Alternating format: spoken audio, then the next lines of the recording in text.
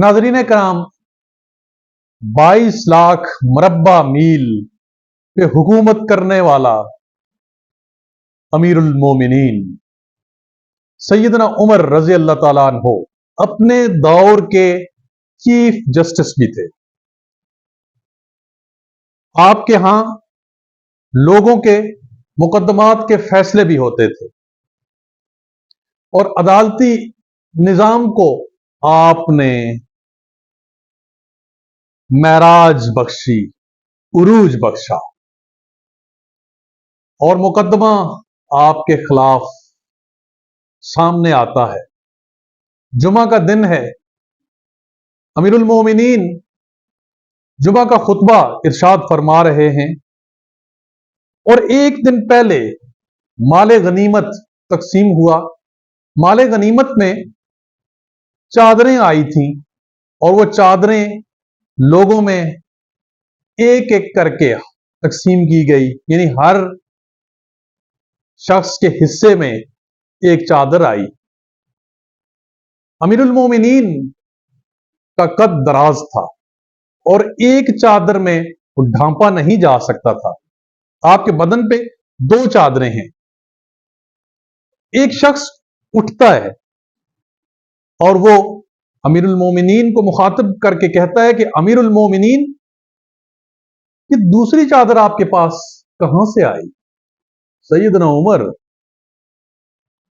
22 लाख मुरब्बा मील के अमीरुल मोमिनीन, चीफ जस्टिस, काजी उल क़ुज़ा नाराज नहीं होते। उनकी अदालत का डेकोर मुतासिर नहीं होता, उनकी शान में कोई गुस्ताखी नहीं होती। मिंबर से नीचे उतर आते हैं और फरमाते हैं कि मुझ पे एक शक जाहिर किया गया है, मेरे खिलाफ एक मुकदमा आया है, मेरे खिलाफ एक इल्जाम लगा है, तो मैं इस वक्त इस पोजीशन में नहीं हूं कि मैं मिंबर के ऊपर खड़ा होकर बात करूं। मैं इसलिए अपनी कुर्सी, अपना मिंबर छोड़ के नीचे खड़े होकर बात करूंगा और खुद बात नहीं करूंगा। अपने साहिबजादे अब्दुल्ला बिन उमर रजी अल्लाह तआला अन्हो, साहबी रसूल और साहिब इल्म साहबी रसूल सल्लल्लाहु अलैहि वसल्लम, उन्हें कहते हैं कि आप बात करें। तो सैयदना अब्दुल्ला बिन उमर रजी अल्लाह तआला अन्हो वो लोगों से मुखातिब होकर कहते हैं कि चादर अमीरुल मोमिनीन के हिस्से में भी एक ही आई थी और उन्होंने एक ही हासिल की थी, लेकिन एक चादर उनके बदन को, उनके तन को ढांपने के लिए नाकाफी थी, तो दूसरी चादर मैंने हदियतन, तोहफतन अपने वालिद गिरामी को पेश की कि ये 2 चादरों से अपना काम चला लें। इसके बाद उस शख्स का एतराज वो खत्म होता है और सैयदना उमर रज़ी अल्लाह ताला अन्हो मिंबर पे खड़े होते हैं। दूसरा ही इससे मिलता जुलता वाकया वो सैयदना उमर के साथ पेश आता है कि आपने पाबंदी लगा दी थी कि 400 दिरहम से ज्यादा का हक महर वो लोग अदा नहीं करेंगे, क्योंकि लोगों ने फजूल खर्ची करना शुरू कर दी थी, ज्यादा महर देना शुरू कर दिया था निकाह के वक्त।